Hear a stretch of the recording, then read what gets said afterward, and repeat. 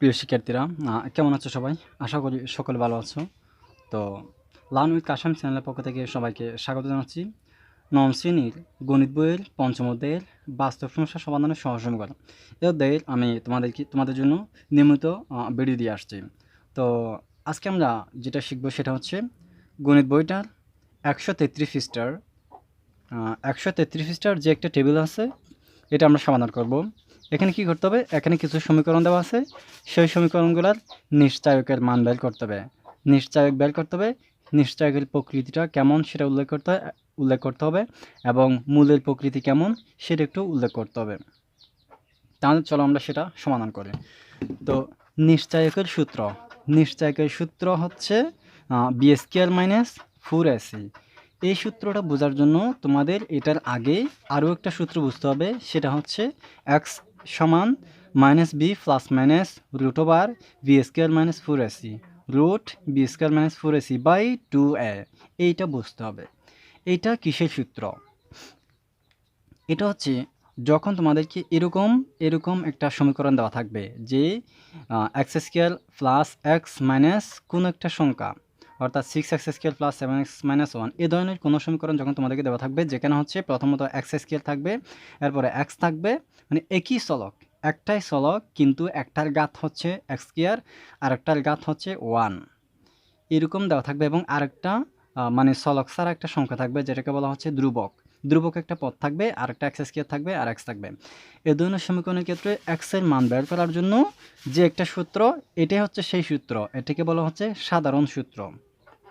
অর্থাৎ এ ধরনের সমীকরণের ক্ষেত্রে এক্সের মান, এখানে আসলে এক্সের মানটা কত সেটা বের করার জন্য এটাই হচ্ছে সেই সূত্র, আর এটাকে বলা হচ্ছে সাধারণ সূত্র। ঠিক আছে? তো সমীকরণগুলা 7x² মাইনাস এক্স প্লাস 2 এরকম হয়, অথবা -5 প্লাস 7x প্লাস 6x², এই ধরনের হয়। এটাও কিন্তু এটার মতো হুবহু। এখানে স্কোয়ারেরটা পিছনে দিছে, এক্সেরটা মাইনাসে দিছে, ওই ধ্রুবকটা সামনে নিয়ে আসছে, শুধু এটাই। এটাও কিন্তু সেম, অর্থাৎ একটার স্কোয়ার, একটাই চলক থাকবে, সেটার একটার ঘাত স্কোয়ার থাকবে, আর একটা 1 থাকবে, আর একটা ধ্রুবক থাকবে। তো এই ধরনের অনেকগুলো এখন সমীকরণ আছে। তো এই ধরনের সমীকরণের ক্ষেত্রে এক্সের মান বের করার জন্য এই সূত্রটা, যেটা হচ্ছে minus b plus minus root over b square minus 4ac by 2a, এই সূত্রটা। তাহলে এই সূত্রটার মাধ্যমে কী করা হয়? এই সূত্রটার মাধ্যমে হচ্ছে এক্সের মান বের করা হয়। এই সমীকরণগুলোর মধ্যে এক্সের মান বের করা হয়। সেক্ষেত্রে এক্সের মান দুইটা পাওয়া যায়, একটাকে বলা হচ্ছে x1 আর একটাকে বলা হচ্ছে x2। অর্থাৎ এইটার হিসাব করার পরে দুইটা মান বের হবে। কেন দুইটা বের হবে? কারণ এখানে যে প্লাস মাইনাস আছে সেজন্য। প্লাসের জন্য একটা বের হবে, মাইনাসের জন্য আরও একটা বের হবে, দুইটা মান বের হয়। এই দুইটা মানগুলোকে বলা হয় x1 x2, অর্থাৎ এক্সের দুইটা মান, একটা 1 একটা 2। তাহলে এখানে বিটা কি? বিটা হচ্ছে এক্সের সহগ বি। তাহলে এটা হচ্ছে এক্স স্কোয়ারের সহগ এ। সি হচ্ছে ধ্রুবক, এটা সি হচ্ছে ধ্রুবক। এই তিনটা মান তোমাদেরকে চিনতে হবে। মানে এখানে এরকম যখন সমীকরণ দেওয়া থাকবে, এখানে আসলে এ কোনটা, বি কোনটা, সি কোনটা সেটা চিনতে হবে। এ হচ্ছে এক্স স্কোয়ারের সহগ, আর বি হচ্ছে এক্সের সহগ, ধ্রুবকটা হচ্ছে সি। এরপরে এর জায়গায় এ, বির জায়গায় বি, সির জায়গায় সি এর মান বসানোর পরে এটা হিসাব করলে এই মান দুইটা তোমরা পাবে, সেটা আমরা পরে শিখব। তাহলে নিশ্চয়ক কি? এই যে এটা একটা সমীকরণ, এক্সের মান বের করার জন্য এটা একটা সমীকরণ। এখান থেকে শুধু বি স্কোয়ার মাইনাস 4ac এতটুকু অংশটাকে বলা হচ্ছে নিশ্চয়ক। শুধু এতটুকু, অর্থাৎ বি স্কোয়ার মাইনাস 4ac এতটুকু অংশটাকে বলা হচ্ছে নিশ্চয়ক। কেন এই নিশ্চয়ক দিয়ে কী করা হয়?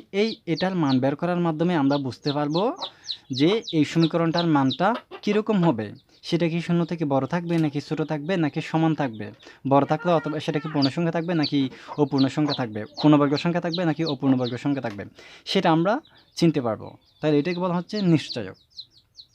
তাহলে যদি এরকম সমীকরণ দেওয়া থাকে, সেখান থেকে নিশ্চয়ক বের করতে বলা হয়, তার মানে হচ্ছে বি স্কোয়ার মাইনাস 4ac এতটুকু এটার মান বের করতে বলা হয়। এটার মান বের করা মানে হচ্ছে নিশ্চয়ক বের করা। ঠিক আছে?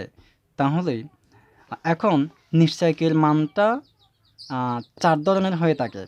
প্রথমত, যদি কোনো একটা সমীকরণ দেওয়ার পরে যখন আমরা নিশ্চয়কের মান বের করব, অর্থাৎ বি স্কোয়ার মাইনাস 4ac এটার মান বের করব, মানটা যদি 0 সমান হয়, অর্থাৎ 0 হয়, সেই মানটা যদি 0 হয়, তাহলে মূল দুইটা হবে বাস্তব, পরস্পর সমান, এবং মূল দুটি হবে এক্স সমান minus b by two a, minus b by two এ।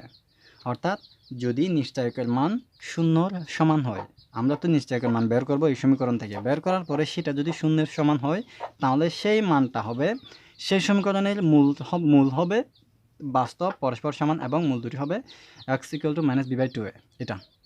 এরপরে যদি শূন্য থেকে ছোটো হয় তাহলে মূলত হচ্ছে সেই সমীকরণের কোনো মূল নেই, অর্থাৎ সেক্ষেত্রে মান বের করা সম্ভব না, সেটা একটা অবাস্তব। সেজন্য যদি ছোটো হয়, শূন্য থেকে ছোটো হয়, যদি নিশ্চয়কের মান অর্থাৎ b square minus four A C, b square minus four A C এটার মান যদি শূন্য থেকে ছোটো হয় তাহলে আমরা বলবো যে এর বাস্তব কোনো মূল নেই, আমরা সেটাই বলবো।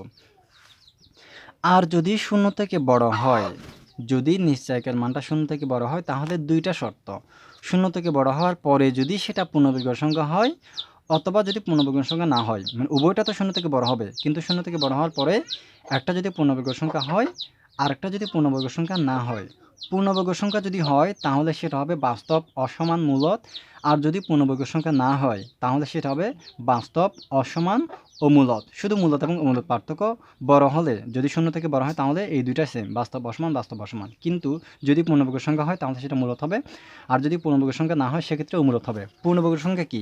এই যে আমরা জানি একে এক দিয়ে গুণ করলে হবে 2, 2কে 2 দিয়ে গুণ করলে হবে 4, না এককে এক দিয়ে গুণ করলে একই হবে, 2কে 2 দিয়ে গুণ করলে 4 হবে, 3কে 3 দিয়ে গুণ করলে 9 হবে, 4কে 4 দিয়ে গুণ করলে 16 হবে, 5কে 5 দিয়ে গুণ করলে 25 হবে, 6কে 6 দিয়ে গুণ করলে 36 হবে, 7কে 7 দিয়ে গুণ করলে হবে 7 7 49।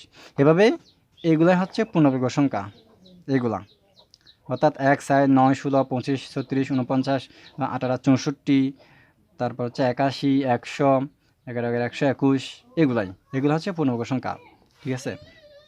তাহলে এই চারটা শর্ত আমরা যদি এরকম সমীকরণ আমাদেরকে দেওয়া থাকে আমরা সেটা নিশ্চয়কের মান বের করব, বের করে দেখব যে সেটা শূন্য থেকে শূন্যর সাথে সমান হয়েছে নাকি শূন্য থেকে ছোট হয়েছে নাকি শূন্য থেকে বড় হয়েছে, সেটা দেখব। দেখে আমরা এই রেজাল্টগুলো, এই মানে শর্তগুলো আমরা বলে দিব। তাহলে চলো আমরা সেই টেবিলটা সমাধান করি। তো এখানে যেটা প্রথমত আছে সেটা হচ্ছে x square minus x plus 2। তো এখানে আমরা নিশ্চয়কের মান বের করি, আমরা নিশ্চয়কের সমান কি জানি, বি স্কয়ার মানে 84, বি হচ্ছে এক্সের সহগ, তো এখানে তো কিছু নাই, কিছু না মানে এখানে একটা এক আছে, তার মানে 1, তার মানে -1 হবে বি। তো বি স্কয়ার মানে বি স্কয়ার জায়গায় -1 বসাইছি, তাহলে -1 স্কয়ার অর্থাৎ বি স্কয়ার মাইনাস 4ac, 4 কোনটা না 4ac, 4 তো 4, এ হচ্ছে এখানে এ হচ্ছে 7, তো এর জায়গায় 7 বসছে, সি হচ্ছে 2, এটা ঠিক আছে। অর্থাৎ আমাদের সূত্রটা তো এরকম যে বি স্কয়ার মাইনাস 4ac, তাহলে বি স্কয়ার এখানে বি কোনটা, বি হচ্ছে এক্সের সহগ, তাহলে এক্সের সহগ থেকে কিছু না মানে 1, তাহলে বি এর মান হচ্ছে 1, আর 1 এর উপর স্কয়ার মাইনাস 4টা ফুল বসে গেছে, এ হচ্ছে কোনটা, এ হচ্ছে এখানে 7, তাহলে 7 বসে গেছে, সি হচ্ছে এখানে 2 বসে গেছে। তারপর এটা হিসাব করলে -1কে -1 দ্বারা গুণ করলে হবে 1, মাইনাস 4 7 28, 28 দ্বিগুণে 56, 1 থেকে 56 বিয়োগ, তো 1 থেকে 56 গেলে 8 থেকে -55। এখন দেখো এই -55টা শূন্য থেকে বড় সমান নাকি ছোট? অবশ্যই মাইনাসের যত সংখ্যা থাকে, মাইনাসের সেই সংখ্যাটা যত বড়ই হোক না কেন সেটা যদি মাইনাসের হয় তাহলে সেটা শূন্য থেকে ছোট, তার মানে আমরা যেটা পাইছি -55 এটা হচ্ছে শূন্য থেকে ছোট। এটাই হচ্ছে আমাদের নিশ্চয়ক, অর্থাৎ এই সমীকরণের নিশ্চয়ক এটা। এখন নিশ্চয়কটার প্রকৃতিটা কেমন, প্রকৃতি হচ্ছে এটা শূন্য থেকে ছোট, অর্থাৎ নিশ্চয়ক শূন্য থেকে ছোট, ছোট হলে অ্যাঙ্গেলটা এদিকে দিতে হয়, অর্থাৎ কোন চিহ্নটা ওইদিকে দিতে হয়, অর্থাৎ এটার থেকে শূন্যটা বড়, অর্থাৎ শূন্য থেকে এটা ছোট, এটা হচ্ছে নিশ্চয়কের প্রকৃতি। তাহলে নিশ্চয়ক আমরা বের করছি, নিশ্চয়কের প্রকৃতি শূন্য থেকে ছোটো, তো শূন্য থেকে ছোটো হলে সেটা আমরা কি জানি, শর্তটা প্রকৃতিটা কেমন হয়, মূলের প্রকৃতি হয় যে এর বাস্তব কোনো মূল নেই, এটা হচ্ছে মূলের প্রকৃতি, অর্থাৎ সেক্ষেত্রে আসলে মূল বের করা যায় না, ঠিক আছে। এবার আসি আরেকটা সমীকরণে। আচ্ছা, এই ক্লাসটা মনে হয় একটু লম্বা হয়ে যাচ্ছে, আমরা বাকি তিনটা, তো হয়তো আমি প্রথমটা বোঝাতে গিয়ে তোমাদের থেকে একটু সময় বেশি নিছি, বাকি তিনটা আমরা পরবর্তী ক্লাসে সম্পন্ন করবো ইনশাল্লাহ। তো সেই পর্যন্ত ভালো থাকো, দেখতে থাকো, আল্লাহ হাফেজ।